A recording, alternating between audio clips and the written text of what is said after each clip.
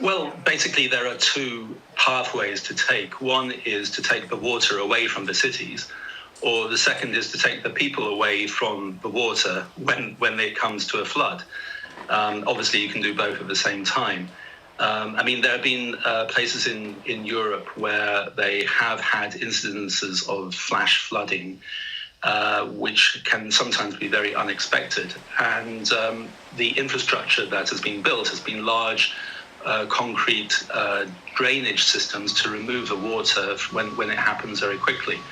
It's quite often that you see cities in like the mountain regions of Italy, for example, which have got a tiny little stream running through the middle, but they're located in a large channel which might have like plants growing and rocks, and it looks very attractive.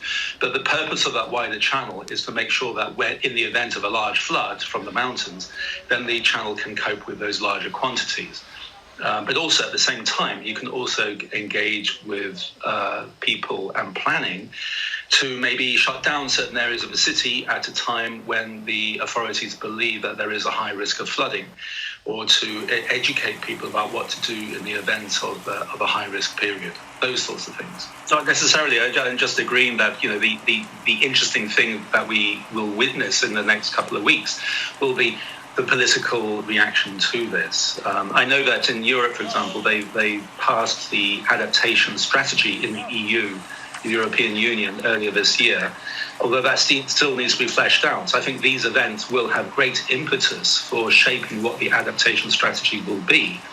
But it is also crucial that we get it right, that we don't simply respond to just short-term crises, but instead look at this as an opportunity to start thinking in a joined-up way between like energy policy, but also how people live with risk at the same time. It's not just about climate change adaptation or mitigation, both together in acceptable ways. Those sorts of steps have been happening for some years already. There are various frameworks for disaster risk management.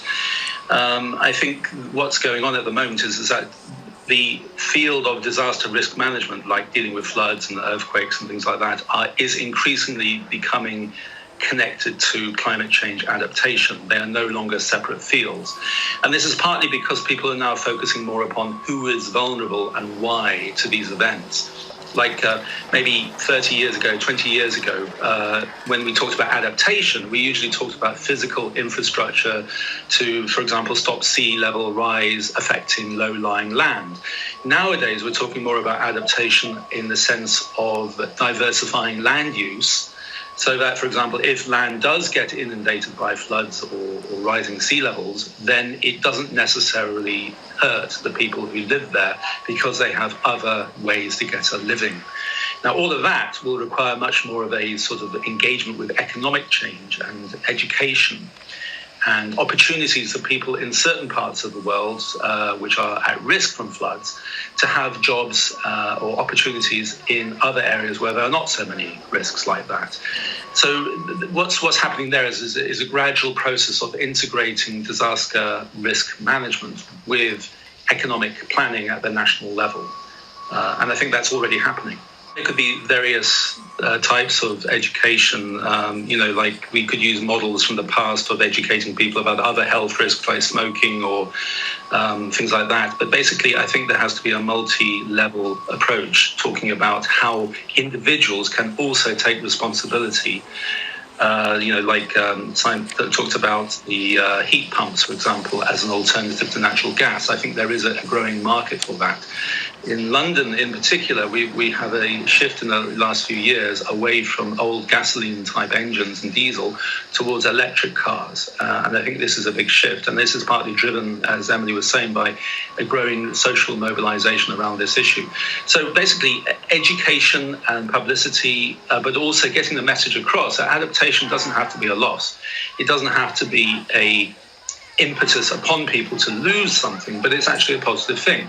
That you're getting a better quality of life, and it's all part of living in the world as is happening at the moment. So education programs, but also government schemes to allow people to understand what needs to be done, and then giving them possibly incentives to do so. That sort of stuff. Getting it right is a very positive way of talking about things. I think there are various cities that are already taking important steps and could do a lot more.